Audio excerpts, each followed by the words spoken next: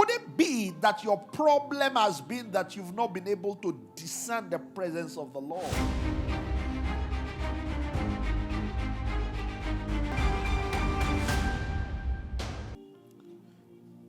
Discerning the presence of God. Genesis 28 in verse 16. And Jacob awaked out of his sleep, and he said, surely the Lord is in this place, and I knew it not. That's a problem with not discerning the presence of God. He said, oh, he had a dream. He saw, angels moving up and down on the ladder to heaven. He said, no, this is not a normal place. And he said, God is in this place, and I didn't know. Could that be a problem? Yes. In fact, if you remember in Exodus chapter 3, Moses was just tending the flock. It was a shepherd. He was by the backside of the wilderness. And for him, he didn't know when he crossed into the presence of God. That's a bit tricky, isn't it? Because you will say, doesn't the Bible say that God is everywhere? So if God is everywhere, how can you then cross into his presence? At what point did he cross? Everybody say discerning. In Exodus chapter 3, let's read it very quickly. And I want you to see, because the moment he crossed, there was an expectation of the divine. God expected him to know that he was not supposed to be standing there with his shoes on. Okay? God is everywhere. There are places you get into that presence and you don't have a problem with your shoes. But this time, God expected him to know, but he didn't know that in his natural course of business, he had stepped into an appointment with destiny. So in Exodus chapter 3 and in verse 5, and he said, draw not nigh either. Don't come close.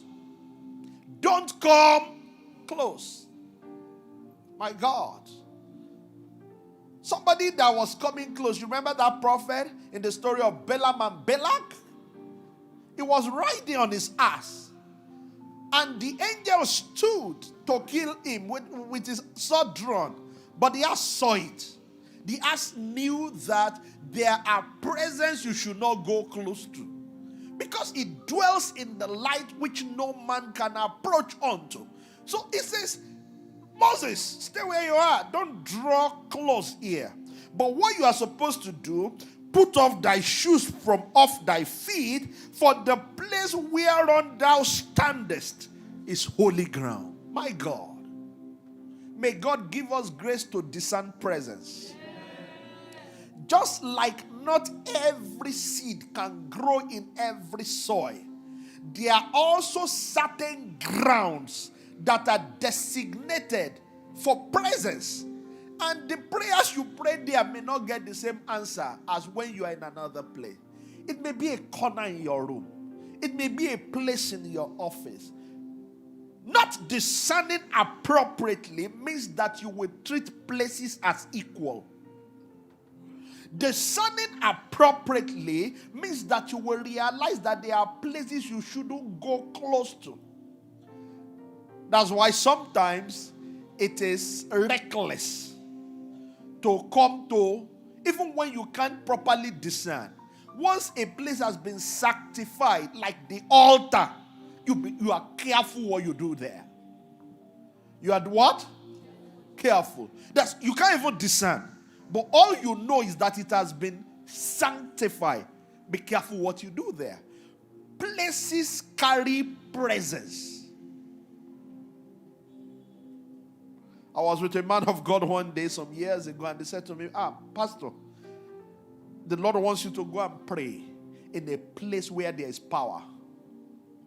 And I understood that language. I speak Zionist.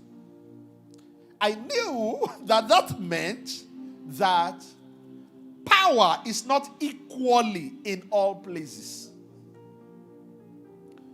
It says we have come.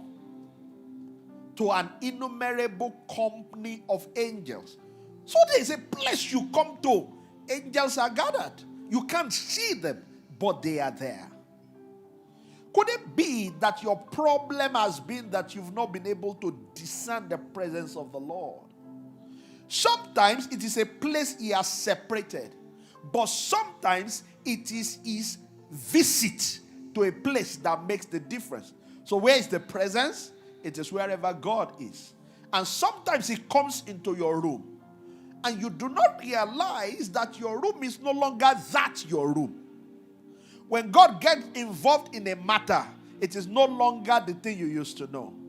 You know, it was in this same story that God said to Moses, he says, "What is that in thine hand?" And he said, "A rod." And the Lord spoke into that rod. He said, "With this rod thou shalt do signs."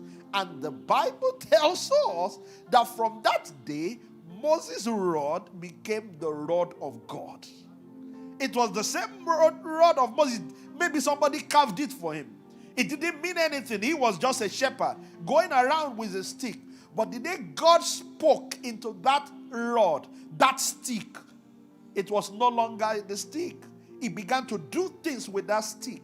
There may be moments in your room that God steps in to turn your room into a place of his presence.